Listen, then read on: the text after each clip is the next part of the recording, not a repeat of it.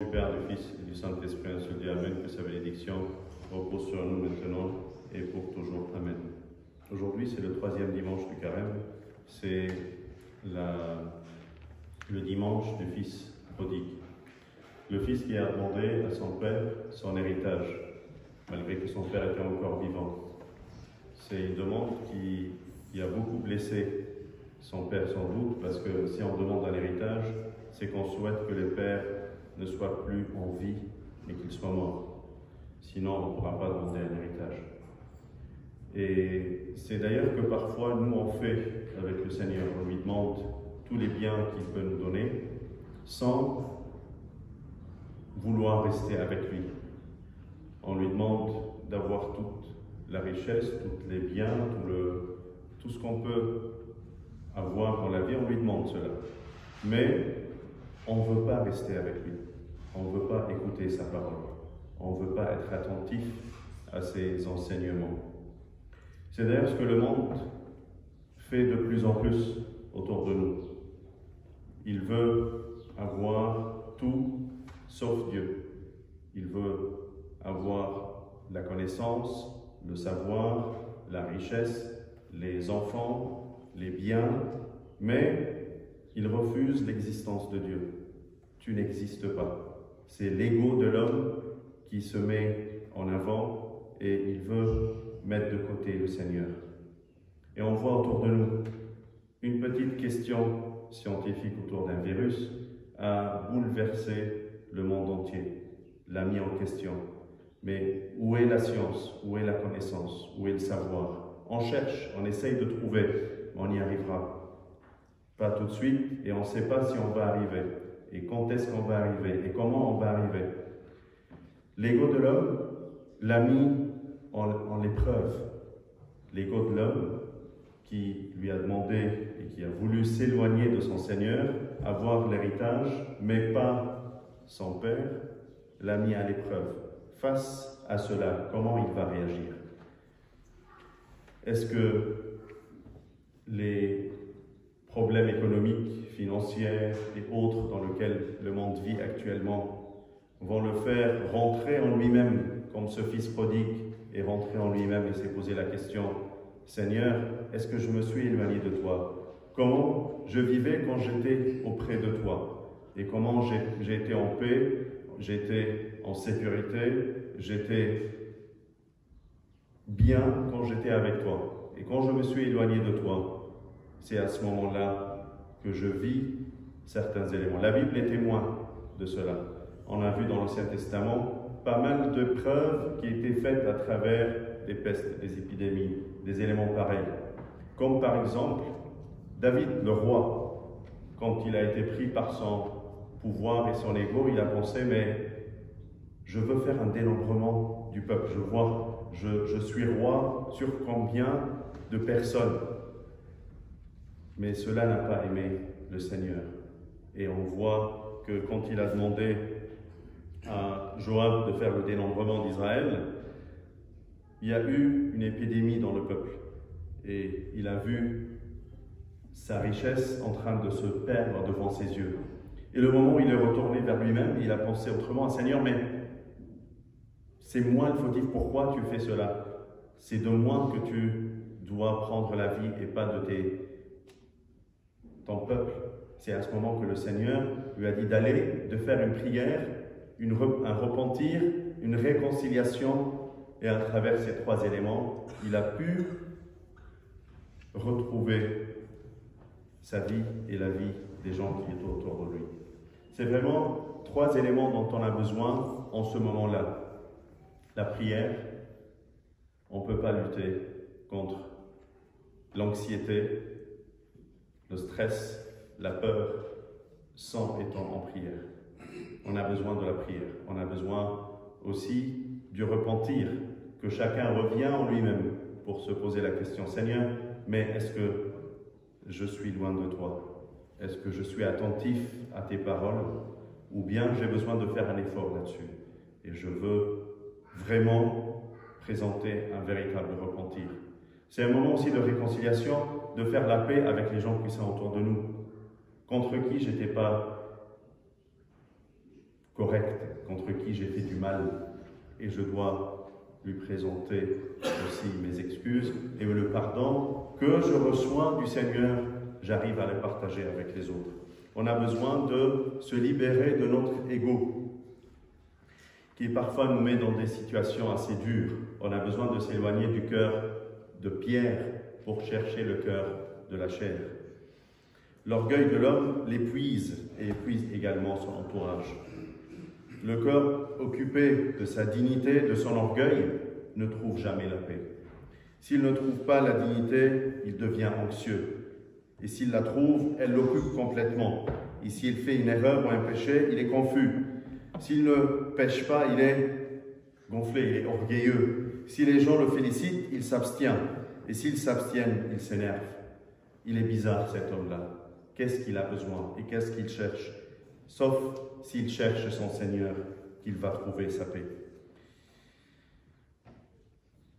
Ce fils prodigue a fini parmi les porcs, parmi les cochons. L'orgueil l'a mené vers un comportement animal, car il n'a pas arrivé à maîtriser ses convoitises et ses plaisirs. Quand il a tout perdu, il était dans la faiblesse. C'est à ce moment-là qu'il a réussi à trouver et écouter la parole du Seigneur. Saint Jean Climac, Saint Jean de l'Échelle, nous apprend que l'orgueil est la source des péchés de la chair. Et l'homme, il vit actuellement dans l'orgueil. Mais étant rentré en lui-même, il se dit, combien de mercenaires chez mon père ont du pain en abondance et moi ici je meurs de faim. Il s'est rendu compte qu'est-ce qu'il a perdu, qu'est-ce qu'il a perdu en s'éloignant de son père. Il a brisé son orgueil et a dit, j'irai vers mon père et je lui dirai, mon père, j'ai péché contre le ciel et contre toi, je ne suis plus digne d'être appelé ton fils, mais traite-moi comme l'un de tes mercenaires. On a tous besoin de ces sentiments de repentir que ce jeune homme a pu trouver dans son cœur. Mais en ayant vers lui, on doit avoir l'idée et la pensée qu'il est notre refuge. C'est pas lui, le Dieu qui nous punit et qui cherche qu'on souffre et qu'on reste en souffrance, mais lui c'est un père qui cherche que ses enfants reviennent vers lui. Comme Moïse a dit à Josué, on a tous besoin d'entendre, n'ayez pas peur, car Jésus est dans la barque. L'Éternel marchera lui-même devant toi, il sera lui-même avec toi. Il ne te délaissera point, il ne t'abandonne point, ne crains point et ne t'effraie point. On a tous besoin d'écouter ces paroles que Moïse a dit à Josué pour l'encourager, pour dire le Seigneur est avec toi. On a tous besoin de penser comme le Seigneur a dit à ses disciples, n'ayez pas peur, je suis avec vous dans la barque. Il ne nous abandonne pas et il ne nous a jamais abandonnés. Sauf que on a aussi besoin de lire ensemble le Matthieu 24, le verset 7, quand il nous dit « Voyez, n'en soyez pas troublés ». On a tous besoin d'être attentifs. Oui, on doit écouter les consignes, les exigences, tout ce qui nous permet de ne pas choper le virus d'une manière scientifique. Oui, on a besoin d'être attentif à cela, mais aussi on a besoin d'être attentif aux remèdes spirituels dont on a besoin. On a besoin d'être aussi attentif à ce que nos esprits ont besoin pour se rétablir et trouver la guérison. Voyez, mais n'ayez pas peur. En effet, on se dressa nation contre nation, royaume contre royaume. Il y aura des pestes, des famines, des tremblements de terre, mais celui qui persévérera jusqu'à la fin sera sauvé. Saint Jean Chrysostome, quand il explique ce passage, il nous dit, il les rassure en leur disant, gardez-vous bien de vous troubler. N'ayez pas peur. La panique n'est pas la solution. Il ne faut pas avoir peur ni paniquer. Quand on panique, on n'arrive pas à gérer, on n'arrive pas à penser, on n'arrive pas à prendre les bonnes décisions. On a besoin d'être en paix en lui et avec lui pour pouvoir bien réfléchir, bien prendre les bonnes mesures, les bonnes réactions.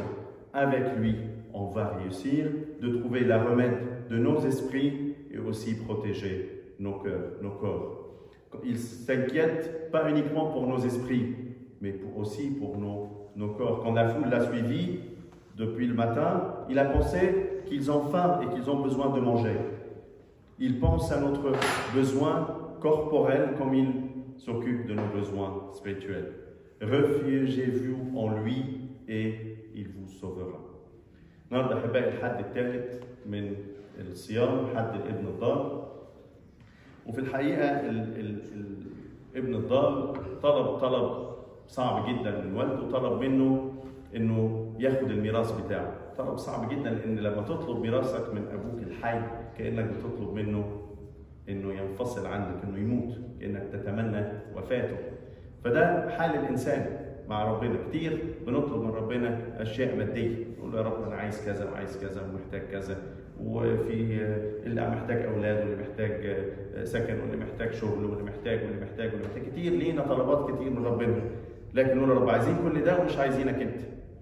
عايزين نطلب منك كل اللي هو يريحنا، لكن انت وصاياك صعبه شويه مش عايزين نعملها، صعب ان احنا نعيش بيها.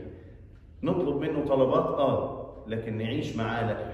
هو ده الابن الضال، هو ده الانسان اللي عايز يطلب من ربنا لكن مش عايز يعيش معاه، ان يكون معاه علاقه الابن مع ابوه، العشره والود والمحبه والطاعه والسلام وكل الحاجات اللي موجوده في البيت مش عايزها. هو عايز من ابوه بس الفلوس، عايز منه اللي يخصه اللي ينفعه، لكن مش عايز الحياه الحقيقيه اللي ممكن ابوه يوفرها له جوه البيت.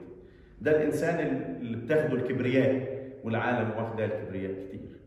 فاكر ان هو يقدر يعمل كل حاجه من غير ربنا، فاكر ان هو من غير ربنا يقدر ينجح ويقدر يعمل حاجات ويقول انا بعرف وانا بكسب وانا بقى معايا الفلوس، والفلوس هي ربنا والعلم هو ربنا، ونحط حاجات كتير بدائل لربنا في حياتنا ونتخيل ان هي دي الحقيقه والحياه تعيش بالشكل ده. نيجي قدام مشكله صغيره جدا، فيروس صغير جدا، يجي العالم كله يتخبط مش عارف يعمل ايه. العلماء تتحط في اسئله وفي مناوشات ويفكروا ويعيدوا تفكير، طب ما ده ما شفناهوش قبل كده، طب هنتصرف ازاي؟ طب ايه الحلول؟ طب ايه الوقايه؟ طب ما فيش دواء؟ طب ما فيش فاكسين؟ طب هنتصرف ازاي؟ يبتدي العالم كله يضطرب وتبقى الشعوب كده في قلق وفي اضطراب، والناس كلها بتخبط في بعضها، والناس تخش في اضطراب نفسي وفي ضيقه وفي تبقى مش عارفه تفكر ومش عارفه تعيش. طب هتصرف ازاي؟ طب بكره في ايه؟ طب كل ده بسبب ايه؟ طب ما انت كنت بتقول انك شاطر، كنت بتقول انك عارف انك بتدير الكون ده بشطاره وبمعرفه وبحكمه وبمعرفه وبدرايه. فين كل ده؟ فين معرفتك؟ فين علمك؟ فين درايتك؟ فين فلوسك؟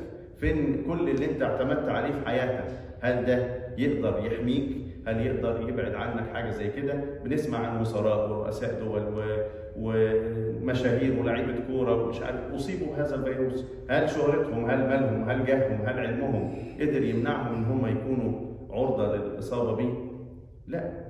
صحيح في حاجات بيقولوها علشان نقدر نحمي نفسنا من الاصابه بيه، بس مين يقدر؟ ده انت ممكن تنقل المرض ده وانت مش واخد بالك، وانت مش باين عليك اي اعراض، تنقله من واحد للتاني للتالت وهكذا. مهما التزمت بكل ده ما زال الخطر موجود. يبقى ذاتك محطوطه في المحك، ذات الانسان محطوطه في المحك. هل هيقدر يعيش بدون الله؟ نلاقي في العهد القديم امثله كتيره عن اوبئه وامراض جت لهدف واحد بس، ان الانسان يرجع لنفسه ويكون له توبه. الضيقه اللي وقع فيها الابن الضال دي لما فقد كل شيء وكان عايش وسط الخنازير كانت بهدف واحد بس، انه يرجع لنفسه ويلاقي التوبه. يقول لا يا رب انا يعني لو عشت خدام في بيتك اكرم ليا من ان انا اعيش بعيد عنك. لو انا بس خدام في بيتك تحت رجليك يا رب اخدمك ومجد اسمك، ده هو ده اللي هيحفظني وده اللي هيحميني وده اللي هيكون ليا ملجأ وحصن. الحل مش بعيد عن ربنا، الحل مع ربنا. داود لما جاله فكر كده كبرياء ان هو يعد الشعب، ونلاقيه يقول يعني انا عندي كام واحد من الشعب، ويلاقي عنده اكتر من راجل رماة اسهم، وعندي شعب كتير وملك عظيم وملك جبار. ربنا كده يبعت وباء فيسقط في اسرائيل 70,000 رجل بسبب كبرياء داود.